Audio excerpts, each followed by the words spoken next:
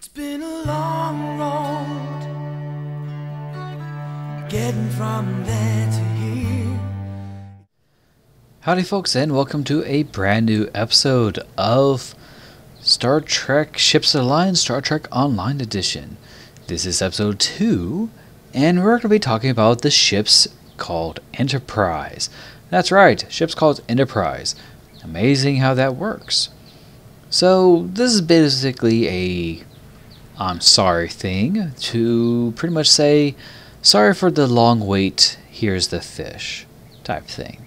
Nah, I'm kidding about that. But in truth, I needed to start talking about starships again, instead of just putting that out there in the Let's Play series for it. And why not go for this? So, all of this, we're going to start with the NX class and pretty much work our way up from there. So, NX class. Pretty much the first deep space vessel to be able to go beyond just neighboring star systems for the United Earth, which is the government, during the Star Trek Enterprise series. Of course, trust me, we will talk about the Constitution class and the Starship class much later. But anyways, right, so the NX class itself has been around since April 12th, at least that's when Enterprise itself was launched, April 12th of 2151, and was eventually decommissioned sometime in 2161. Now, that's a whole 10 years, but a lot of ship design and Starfleet engineering has happened between that time, so we had a huge gap. When Enterprise was first commissioned, it pretty much had a outstanding and reassuring system of pretty much being small. The actual length is 225 meters in length, 135.8 meters in beam, which is width in most cases, and the height is 33.3 meters, and a mass, literally a mass of 80,000 metric tons. It has a total of 7 decks. This also includes, well, not really including, the half deck. And it has a full complement, or can carry, a complementary crew of 83. That does include a Vulcan and a Denobulan. So, in a sense, this ship can actually easily hold 100 crew, or at least 100 people, comfortably. Now, that's said well and dandy, but what about Enterprise? Oops. What's specifically about this ship? Well, first of which, the armaments. Enterprise, when it was first launched in April 12, 2151, it was actually launched ahead of schedule by at least 3 weeks. Because of this, it only had one plasma cannon, a very low yield that all freighters and any ship from Earth had. So yes, a plasma cannon is not that strong. All it is just a discharge of energy. And that's what plasma is. It's not like in Star Trek Online where plasma is an actual type of weaponry. Now, weaponry-wise, it was not until it had that very decisive encounter by the silent enemies, in this case, during September 2151. Now in Star Trek Online, we call them the Alachi. Back then, they were just known as the silent enemy aliens. But this was not the first battle that Enterprise actually had to take part. In fact, in the heat of battle, it had spatial torpedoes. Because of it was launched ahead of schedule, the torpedoes were pretty much uncalibrated. They calibrated this against an enemy who they were saved by the Akinar. Yes, the Akinar. The X is actually like a K or a CK in this case. And that was during May of 2151. So this is pretty much almost half a year later, in September of 2151, that they had to actually start getting their phase cannons online. They actually had one plasma cannon that was actually on board. And they have one phase cannon that was pretty much ready for assembly. Literally. It was during that episode of Silent Enemy that they actually had to pretty much build that together.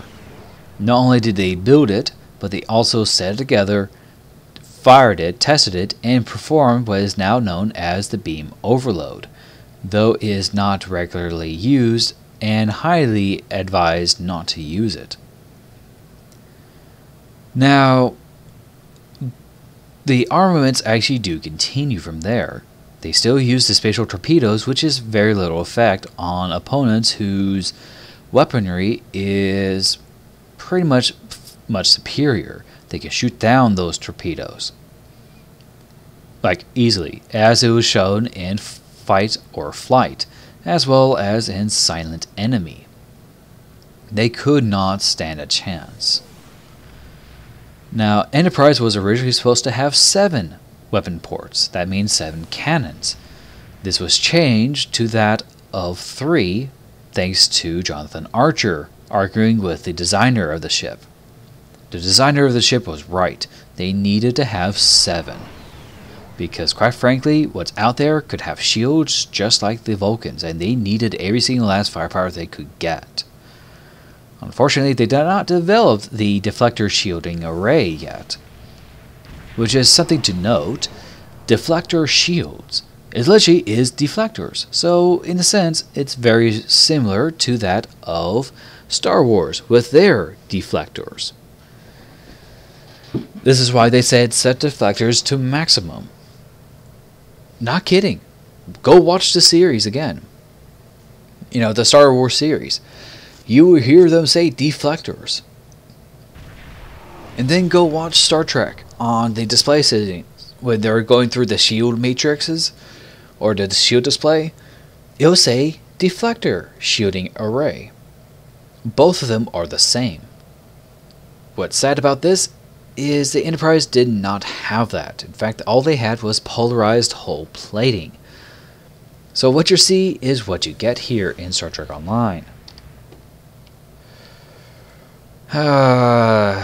It is such a pretty ship. Too bad that it doesn't really do well in a fight. Which brings up to a point in the search for the Xindi weapon. You have to understand. Enterprise was called back to Earth several times during its mission. The first time was to pretty much say, hey, you're not supposed to be doing that anymore, and then to convince that, okay, we're supposed to be doing that. That was in 2152. 2153, the Earth was attacked by the Xindi, who was manipulated by the sphere builders. And extraterrestrial beings from a different universe decide to say, hey, we want your stuff. That's what happened. Let's see here.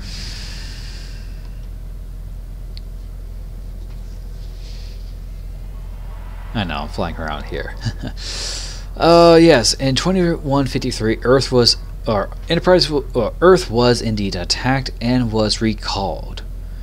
Enterprise was recalled back to Earth. At this point, Columbia was pretty much in skeletal form, and they were still pretty much behind schedule to be completed.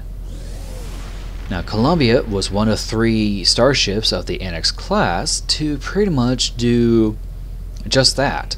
Go round the block, in a sense. Explore, experiment, and do some experimental research into the technology that Starfleet is advancing. Well, Columbia didn't get finished until pretty much 2154. which is roughly about November or so.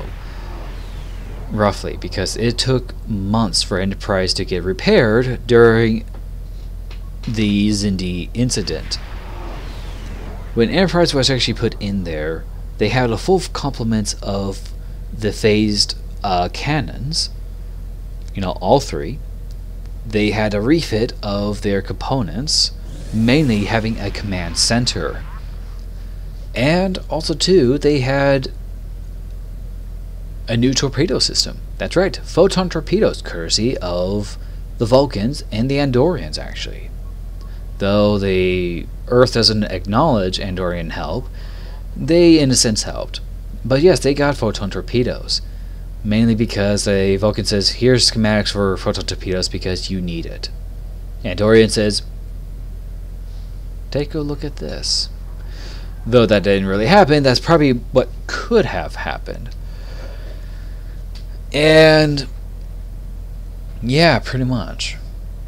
Now, they also had an enhanced or upgraded and updated universal translator, or the universal matrix, as well as enhanced polarized hull plating mechanism. So, compared to the hull plating they had during the beginning of their trip to the Xindi incident, it's 200% more effective. That means they could stay in a firefight a lot longer before they have to flee, or else they risk being destroyed. This also meant that their structural integrity was refitted as well, not by much, by merely 50%, but just enough to be able to handle it. Let's see here. It was after the Xindi incident of 2151 that Enterprise actually did return home. Of course, this is also after the temporal incursion that had happened, causing them to go back during World War II with an alien-assisted Nazi Germany making a full-flung advantage towards the American front, and literally on American soil. This was not supposed to happen. And I don't get me wrong, that was not supposed to happen. So they fixed that and got that underway. So the return home took months of repairs and shore leave, as well as mission debriefings of what happened during the Delphic Expanse. Enterprise discovered the beginning and pretty much was there for the end of the temporal Cold War. It all started and ended between 2151 and 2145. So, yes. But that's within the time years that actually really took place during the TV series. Temporal Cold War spanned across multiple years. So even here in Star Trek Online, the Temporal Cold War is still going on. It's just it's yet to hit its final climax yet. Now, after this Xindi incident and after many refits and repairs and ceremonies and fights, Enterprise was given full refits. This introduced the post-phased cannons. Again, another predecessor of the phaser relays. The post-phased cannon was actually twice, if not 3 times, stronger than that of the regular phased cannons, and packed more punch. And again, their weaponry and defensiveness had been upgraded because of what they dealt with, as well as an upgrade to their transporter matrix, relays, and plasma injectors, as well as a upgrade to their brig, allowing instead of 1 cell, they allowed to actually have 2 cells. This is actually very important, as we've seen later on in the 4th season that it was necessary to actually have that happen. Let's see here. I do apologize, I just yawned. Right. In pretty much December of 2154 and January of 2155, Enterprise was involved with the making of the Coalition of Planets, which is the predecessor to the United Federation of Planets. This was pretty much a trade agreement between Vulcan, Andor, and Talar, as well as several other species and races and planets and worlds. This was actually fundamental, as this actually was no different than the North American Trading Union and the European Union. You know, it pretty much is those two trading nations, which is the trading organizations. So that pretty much says that. So that's what the whole Coalition of Planets. Now, during that year of 2151, which is pretty much at the end of Star Trek Enterprise, is when we start to see a ramp up of Romulan activity in the Alpha Beta quadrants. And you have to understand, Kronos and the Romulan Star Empire are actually in the Beta quadrant. Kronos is actually on the border of the Alpha Beta quadrant, while Earth itself is actually in the Alpha quadrant. So it is Vulcan, Andor, and Talar. That says a lot, and you have to understand that. Now, Romulus and Remus, definitely well in the Beta quadrant, but still near the border, but not so close to the border such as the pretty much the Klingon Empire's homeworld, Kronos. So that's pretty much about it. Now then, warp capabilities. When Earth first set, well, not Earth, when Enterprise first set out in 2151, it had the current, or not really current, but the legendary Warp 5 engine made by Henry Archer and Dr. Zimmerman. Both Dr. Archer and Dr. Zimmerman created this over a span of, 30 or 20 years? Well within Archer, Jonathan Archer being probably roughly early middle-aged man to set out as captain to test out said warp drive and core and engine. So yeah, that's pretty much about it. Considering all things, the theorized warp capabilities of maximum warp at the time, with the current injectors that they had between 2151 and 2153, or early 53, 2153, is warp 4.5. It can achieve warp 5 for roughly a few hours, but not for long, roughly an hour. And even then, they're going hot by that point. It wasn't until the new injectors in 2154 did Enterprise actually manage to hit warp 5 and exceeded it, allowing the warp 5 engine to actually come to its prime and in full. In fact, Enterprise was able to hit warp 5.2 as its maximum warp and stable, thus allowing it to be at warp for roughly 9 hours or so, allowing it to hit the Klingon border a lot sooner.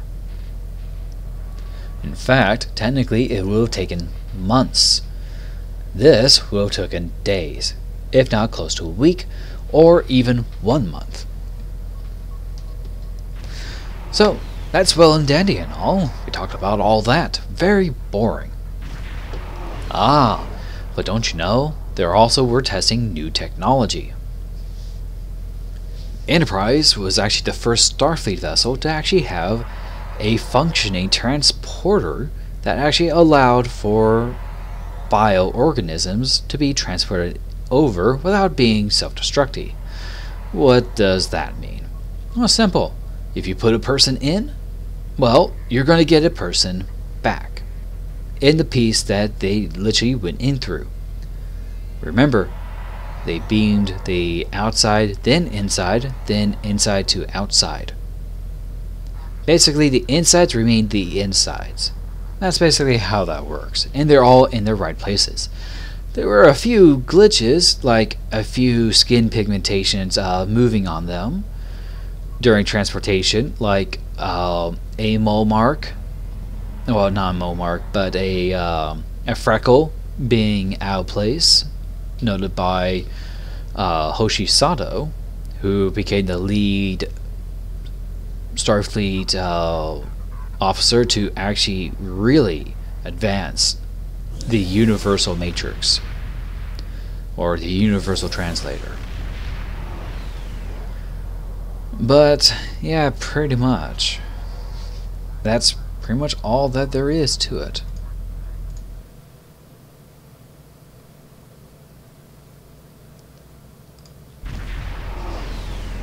Now, some of the things that the Enterprise has actually been involved in during its 4-year voyage, or, well, yeah, pretty much 4-year voyage, you know, being 2151 being its first year, and 2154 being its 4th year, or actually technically 2155 is its 4th year. So yeah. I mean, here's a list of achievements that is done, and of course, for Starfleet, any first vessel to actually make any first contact is going to be a lot. And trust me, Earth, or in this case, Enterprise, is the first vessel to literally be the most. The one that would do that for the Federation would be Captain James T. Kirk in the USS Enterprise NCC 1701. Now that is the current leader of First Contact held until pretty much Catherine Janeway came along for the Federation. So here's a list of achievements that the Enterprise has done during its service. Enterprise have actually been into unknown territory. Well, not really. It had the help of the Vulcan star charts, but because of it, it participated in several historical significant events, such as the discovery of the Temporal Cold War, which was pretty much the discovery of it was the first episode of Broken Bow. And of course, they returned to Terra Nova, which is the episode Terra Nova. Continued involvement in Vulcan hostilities, or Vulcan-Andorian hostilities, which is the Andorian Incident, the Shadows of a Gem, and at least numerous others. The destruction of the colony of Paragon, which is part of the Temporal Cold War, which is part of Shockwave. First human contact with a non-corporeal life form, which is the episode The Crossing. The discovery of a lost human tribe in the Delphic Expanse, which is the North Star, which is an episode during the Xindi Incident. The Xindi Incident, by the way, is called, is during the 3rd season of Star Trek Enterprise, and a little bit into the 4th season because that's still tie over. The Augment Crisis, 4th season, called Borderland, and at least one other. But of course, there's also another one that deals with the augments. The Vulcan Reformation, the Forge, and I think like one other. Again, this also dealt with the Vulcan-Andorian hostilities. The formation of the first alliance with the Vulcans, Andorians, and Tellarites, which is Babel 1, which led to the founding of the Coalition of Planets, which is called Terra Prime, for those episodes. Now, Terra Prime was pretty much the last episode, at least last normal episode, of the crew performing normally. Although not mentioned, it is pretty much emphasized that the Enterprise gone through a heavy refit during pretty much near the end of, or sometime in between, 2155 and 2156, if not 2157. This is because it got a secondary hull section. Because of the secondary hull and the new neck section, this allowed Enterprise to actually look very similar to that of the Starship class. And I'm not kidding. The Starship class. If you actually look up on the internet, like Memory Alpha, where I'm getting most of this information, you'll find the dedication plaque for the USS Enterprise from the original series. It is called USS Enterprise NCC 1701, Starship class. Even in the regular series, you can actually see the plaque right there. It is actually called the Starship class. Go look it up. It's actually there. Enterprise is still called the NX class because of the NX project, so don't be alarmed. Now, 5th season project to be on Netflix is supposed to have the NX-01 Enterprise with the secondary hull there. This allowed for a detachable warp core. In case of a warp core breach, it can actually pump it out of the way and get to safety while still maintaining some damage from it. This is understandable. Now, where is specifically the warp core? Well, we've been looking at it at the end of the ship for a while. It's actually right here. This is actually the warp core. Yeah, the warp reactor is actually in engineering, probably near the middle end part of the ship. In fact, it's not even down here, but it is somewhere in this area. Right over here where I'm highlighting with a picture being shown is, the Shuttle Bay. Literally, the Shuttle Bay. Of course, in this game, it doesn't show up, which is a shame. They really need to update this thing because it's in the C-Store. You gotta pay real money for this thing. So they got to update the visuals for this. Now then, one thing they have got right, here comes the nerdy bits, is the placement of the torpedo launch tubes. This is accurate because it does have 4 in the forward, and there are actually 2 in the aft, which is right here, these bits. This is actually important because these allow for the launch tubes to get fired in the aft. It's either in these parts or, picture showing, probably over here. I can't tell. But yes, there are forward launch tubes. There are 4 specifically. Launch tubes 1 through 4. And of course they had spatial tubes, or spatial missiles, which act like regular torpedoes in the water, in equivalent to space. It wasn't until pretty much, like I said, in 2153 they got photon torpedoes. Those are fantastic. Photon torpedoes remain relatively the same except for better composition throughout the entirety of the Star Trek genre. In fact, we're never going to see the end of photon torpedoes until we have a good reason to say they are no longer efficient.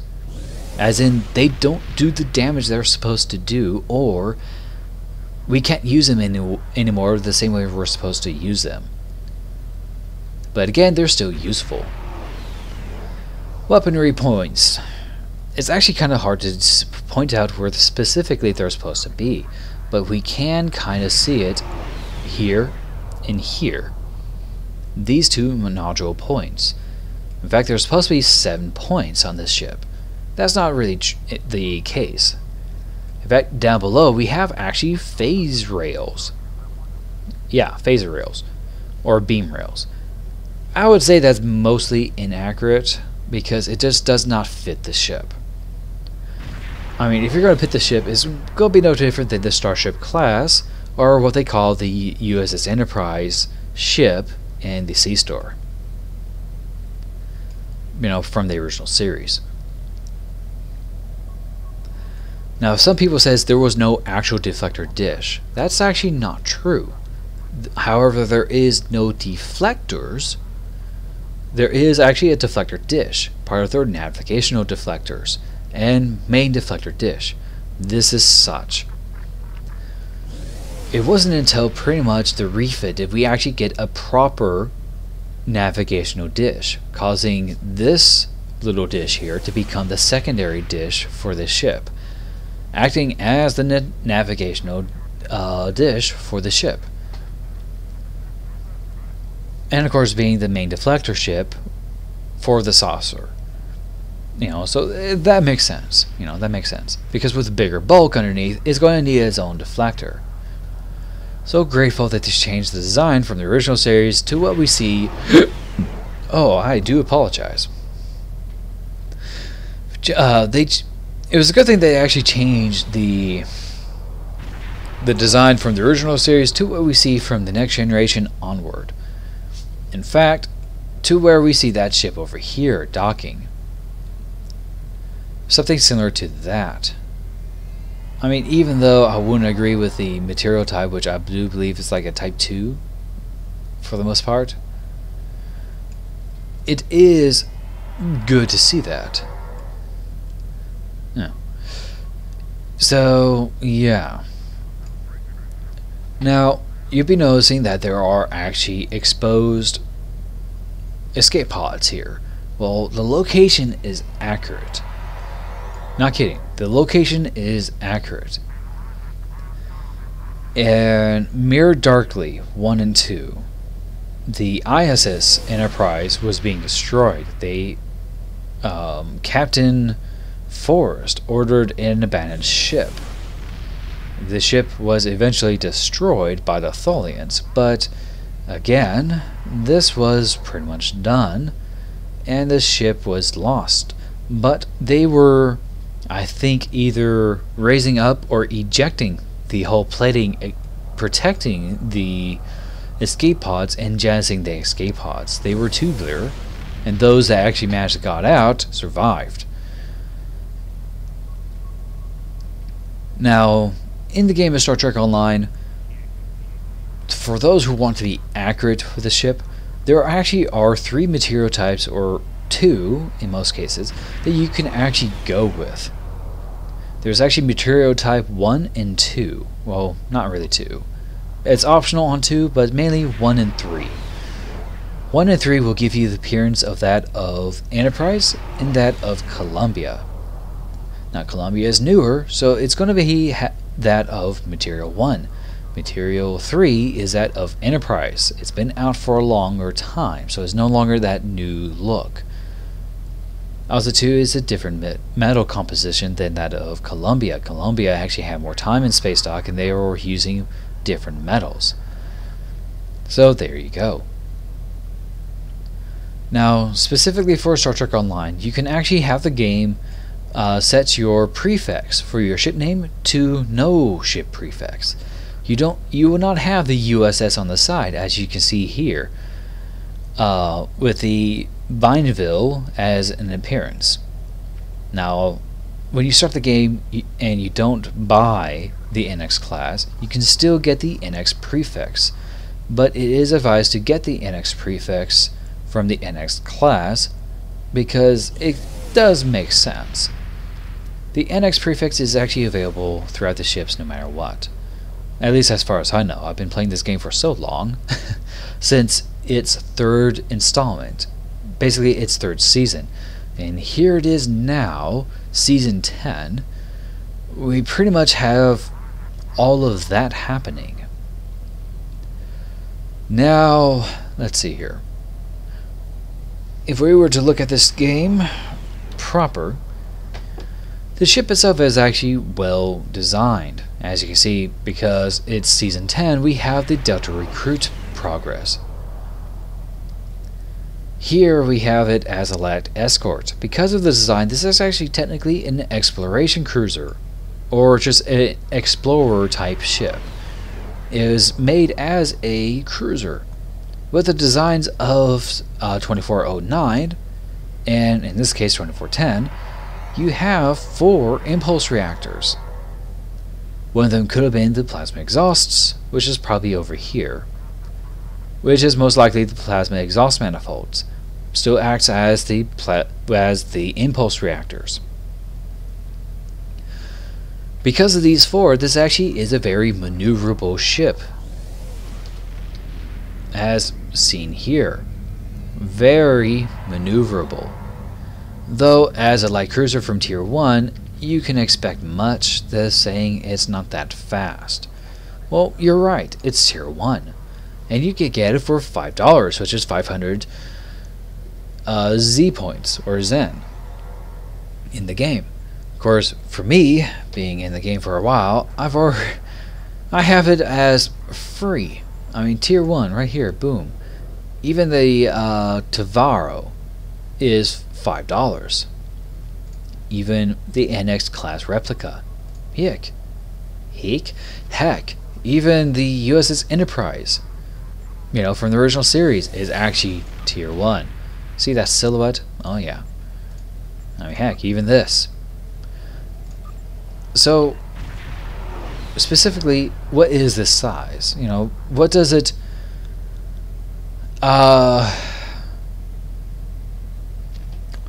size comparison, in a sense. Is it bigger than the Constitution class, in a sense, original series? Saucer-wise, yes. Everything else, no. The size of the saucer is actually bigger, but that's because they didn't have the secondary hull. And because of that, there is no reason for it to actually be having a secondary hull. Not until pretty much, I do apologize, 2155 and 2161. Now, would we expect a secondary hull for the NX class? Actually, yes, but only with the Season 5 and maybe Season 6 if they can pull it off. You have to understand, the Earth-Romulans War started in 2156 and ended in 2160. And roughly a year later, the formation of the United Federation of Planets was signed by Captain Archer, who eventually became Commandant of Starfleet, President of the Federation for a while, and then eventually retired. He even became a honor guard to the Andorian Guard, which is pretty cool. So yeah, I mean, there's a lot about this ship that's actually pretty cool in design, and I would love to have seen the spool effect on this, because there is actually a minor spooling effect, you know, rotation on the actual NX class. Now, we do see that in this game with the USS Enterprise, which is actually pretty good. But we don't see a whole lot for the ship. This ship really needs to have a visual update. It's been in the game for roughly 5, maybe 4.5 years, and it hasn't got a major update since then. Visually, it's a good ship, but it needs to be better. Other ships are getting updates, especially with the introduction of the iconic ships, such as the Galaxy class, Nagvar, and the Dideridex. At least, hopefully, the Dideridex. Those ships got an update because the visuals were off, and those are the main ships because Star Trek Next Generations had all those vessels looking different than what we have now. In fact, it's more different than that. Oh my god, I just can't believe that's actually hugging. No, it was just on the hull of the starbase. Good god, you're drunk. Your pilot needs to be fired, ship. I need to get more forward because... There we go. Right, now what else to talk about? Oh yeah. Like the TV series, in the game of Star Trek Online, you do get a hold of this, the Universal Grappler. This Universal Grappler is actually pretty awesome. Now, this is what's called the poor man's Grappler. You have to understand, when it left dry dock, it didn't have the tractor beam technology. In fact, it wasn't even developed for Starfleet. That was actually a well-guarded secret by the Vulcans. It wasn't until pretty much after the Star Trek Enterprise series did that secret get revealed to Earth. And Starfleet managed to be able to start using tractor beam technology. Instead, we have the grapplers, which is the magnetic grappling hooks, or clamps. Or electromagnetic grapplers. So, yeah. That was more of a should have done something about that kid type thing. So, yeah. Interior-wise, I would say small. Now, that's mainly because of the size of the ship. You could go with medium, which is, what the corridors would look like.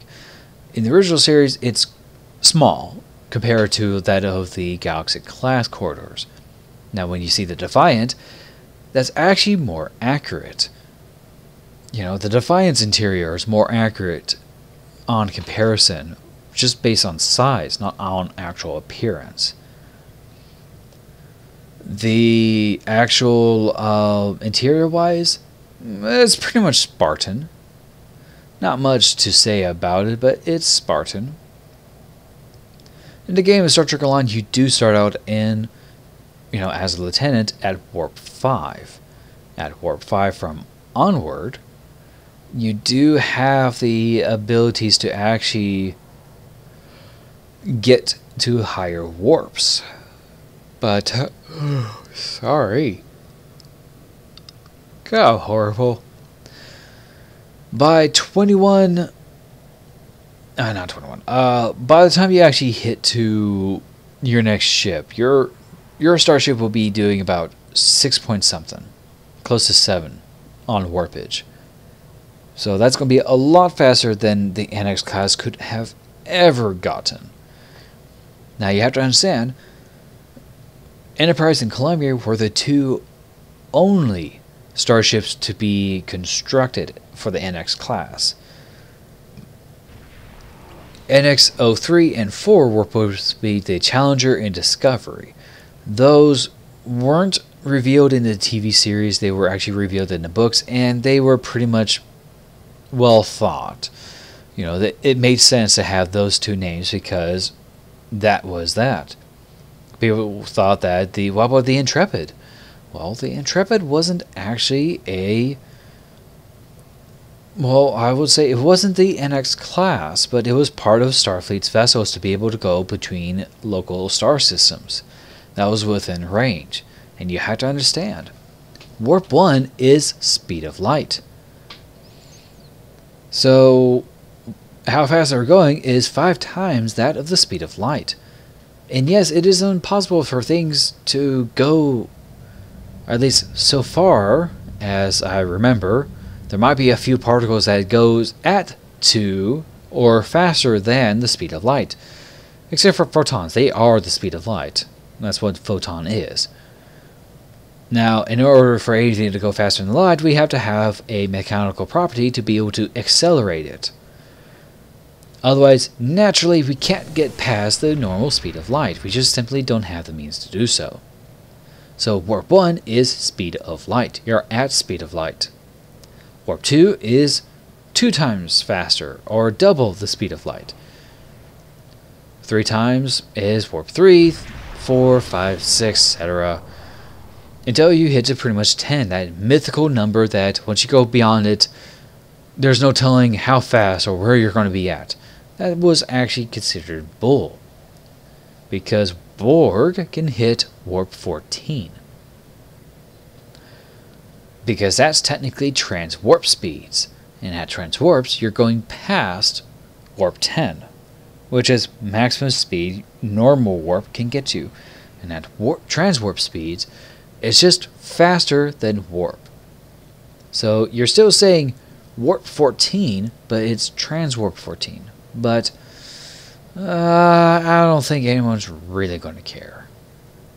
So yeah, pretty much about it.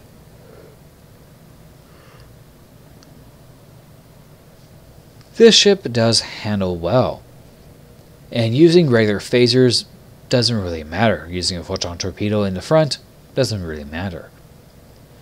Use whatever you want, but I will say phasers and photon torpedoes only, just to keep the feel. Keep your shields on, because this game is not forgiving if you remove your shields, because your hazard emitters will not refresh fast enough, or not hazard emitters, your hull plating will not refresh fast enough to protect you. I'm not kidding about that. Otherwise, standard array that you can actually see here, standard weaponry, for phasers and torpedoes, deflectors, engines, warp core, and shields. That's pretty much about it. That's all I can say about it. Give it a shot, give it a go. It's a fun little ship. It's considered a light escort because of its maneuverability and size. And it does and will serve you well. If I were to say anything, if there will be a refit for this thing, I can see this easily as a Tier 5 and Tier 5 upgraded possibility with a secondary hull. And I'm not kidding about that. I do want to see this thing with a secondary hull on it. Weaponry wise, if it has a secondary hull, I would consider this to be a light cruiser refit. Still having the weaponry amount of a cruiser, something similar to that of the Excelsior. It won't have the same properties as the Excelsior, but it should be very similar. Probably the same turn rate, and probably the same weapon layout. Hull-wise, it might as well be the same, if not, probably something similar to that of the Constitution class, which is an actual full-blown cruiser. But, not as the Tier 2, but if it were to be given a Tier 5, that will be awesome. Awesome, awesome, awesome. So, that's pretty much about it. What are you guys' thoughts about the NX class? I do know that Star Trek Enterprise is a good series. It could have been a lot better if they'd done the temporal Cold War thing during the later part of the series, and after that, the Earth-Romulan War, with the whole thing leading up to the Coalition of Planets, and then after the Earth-Romulan War, the formation of the Federation of Planets, and end the series there. That should have happened, and that would have been easily given it 7 seasons. If not, we still have the 4 seasons. Oh well. If the 5th season actually does prove very well, then we can easily see 2 more seasons after that. So, we'll find out. Anyways, I hope to see you guys in the next video, because the next one, we're going to be doing something classic. And I will see you guys in the next video. Bye-bye. Alright guys, a bit of more additional information to put into the NX-01 class, or at least the NX class. I do apologize, but I finally found the information. If you take a look on the screen right now, you can see the images I was actually talking about. This shows everything that I was talking about. You have right now the dorsal, the top view. We have actually a lot of things here, some of which I actually do take for granted. You can see the planetary sensor dome, which technically people say, oh no, that's the turbolift. No, that's not the turbolift, people. Yeah, so they do have quite a bit of things. But if we actually do take a look at the ventral side, we do get to see the torpedo tubes as well as the phase cannon hatch. So they are there. In fact, Enterprise only had one working, like I said in the last time, one working phaser, or not phaser, but phase cannon. But if we actually do take a closer look, we do see 2, at least with the light angles, and I'm assuming there's probably is 4 in the ventral. And just moving my head closer to the image, this is actually built true because you could see right where the aft is at, you can see 2 torpedo ports. Near that is also an additional 2 hatches. So that means that at any time the ship can actually have 2 more in the aft, but that's only if it's there. This does suggest that the ship was meant to have a grand total of 7 on production. But then again, Captain Archer did convince the designer to shrink it down to 3. Well, I would say he convinced the person who was making the ship itself, not the design, probably shrunk it down to 3. So Columbia did launch with 7.